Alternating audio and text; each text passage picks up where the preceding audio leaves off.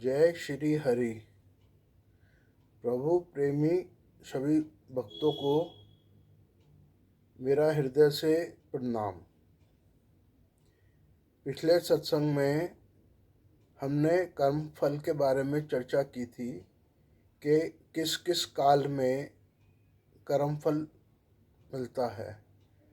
तो उसमें से एक फल मिलने का समय दूसरे जन्मों से संबंधित था, जिसे हमने प्रारब्ध का नाम दिया। पैदा होते ही हमारा भविष्य लिखा जा चुका होता है, क्योंकि हमने जो पिछले जन्म में कर्म किए और उनका फल उस जन्म में नहीं मिला, तो वो इस जन्म में प्रारब्ध के रूप में हमारे भविष्य के रूप में हमें मिलता है। इसमें कुछ भक्तजन संशय करते हैं और प्रश्न करते हैं कि कर्म तो शरीर करता है और भोगना आत्मा को पड़ता है। तो मैं यहाँ स्पष्ट कर देना चाहता हूँ, शरीर भी तीन प्रकार के हैं। एक है स्थूल शरीर, एक सूक्ष्म शरीर, एक कारण शरीर। सूक्ष्म शरीर में मन, बुद्धि, अहंकार आदि आते हैं। तो जो हमारा स्थूल शरीर कोई भी कार्य करता है, कर्म करता है, उसके पीछे मन और बुद्धि का बहुत बड़ा रोल होता है। मन में भाव आते हैं, उनके बाद ही स्थूल शरीर कार्य करता है। तो मुख्यतः ये माना जाता है कि सूक्ष्म शरीर ही कर्मों का कारक है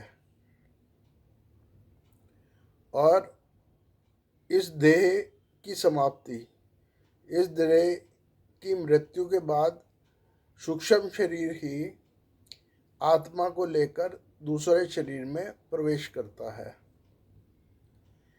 इस तरीके से नए शरीर में भी यही वाला सूक्ष्म शरीर होता है जो आत्मा के साथ उसमें जाता है और उस जन्म में वह सूक्ष्म शरीर ही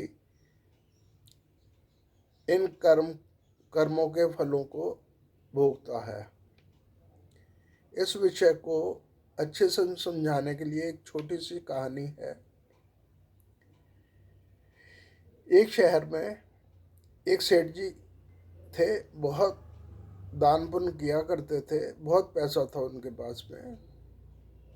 तो उनके पास में कुछ लोग आए और कहने लगे कि इस स्कूल में, इस शहर में एक स्कूल की बहुत ज़रूरत है, तो एक स्कूल बना दिया जाए। हम सेठ जी को मानते हैं परमपिता परमात्मा, निराकार ब्रह्म। तो उन सेठ जी ने 3 ट्रस्टी बनाए, जिनको जिम्मेदारी दी स्कूल बनाने की।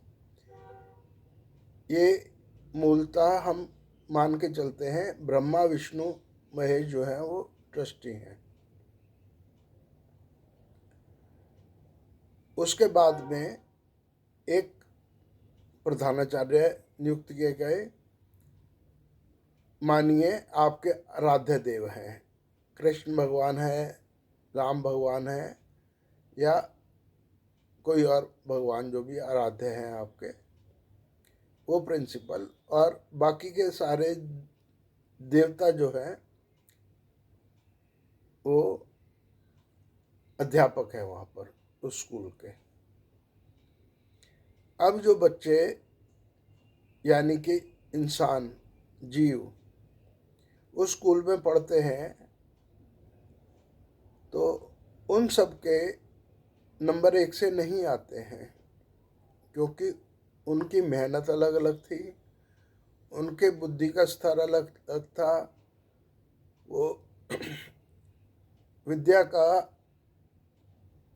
पान, विद्या को ग्रहण एक सा नहीं कर पाए, अलग अलग तरीके से उनकी बुद्धि ने कार्य किया। तो उसके बाद में एग्ज़ाम आते हैं, एग्ज़ाम के बाद में रिज़ल्ट आता है। रिज़ल्ट एक सा नहीं होता, क्योंकि सबने एक सा विद्या का पान नहीं किया था, विद्या ग्रहण नहीं करी थी एक सी, तो रिज़ल्ट भी एक सा नहीं होता। अब अगर ये जो बच्चे फेल हो जाते हैं, जीवन की परीक्षा में फेल हो जाते हैं, वो ये कहें कि ये भगवान ने हमारे साथ गलत किया, या ये कहें सब कर्मों को करवाने वाला है भगवान ही है, तो ये चीज़ गलत हो जाती है। भगवान ने स्कूल बना दिया, सारी सृष्टि बना दी, सारी संरचना कर दी, उसके बाद में अपनी बुद्धि के अनुसार आपने कार्य किया, कर्म किया, तो उसके लिए भगवान जिम्मेदार नहीं होता। कर्म हम अपने विवेक से, अपनी बुद्धि से, अपने मन से करते हैं, तो उस कर्म का फल भी हमको ही भोगना पड़ता है, ना कि भगवान। ना तो कर्म करवाता हमसे, ना ही फल भोगता। तो भगवान को इस विषय में जिम्मेदार ठहराना गलत हो जाता है। भगवान ने हमको जन्म दिया, सृष्टि को जन्म दिया, अपना खेल खेला, लेकिन उसके बावजूद बाद में हमने जो अपनी बुद्धि का प्रयोग करके कर्म किया, उसके फल के उत्तरदायी भी हम ही होते हैं। कर्म के सात्विक, राजसी, तामसी होने के जिम्मेदार भी हम ही होते हैं। तो इसके लिए भगवान, ईश्वर, परमात्मा किसी भी तरीके से जिम्मेदार नहीं है। इस चीज़ का ध्यान करके कर्म करना चाहिए। हर तरीके से हम अपने कर्मों के फल के उत्तरदायी हैं, और हमें वो फल भोगना ही पड़ता है। इसी के साथ मैं अपने शब्दों को विराम देता हूँ। जय श्री हरि।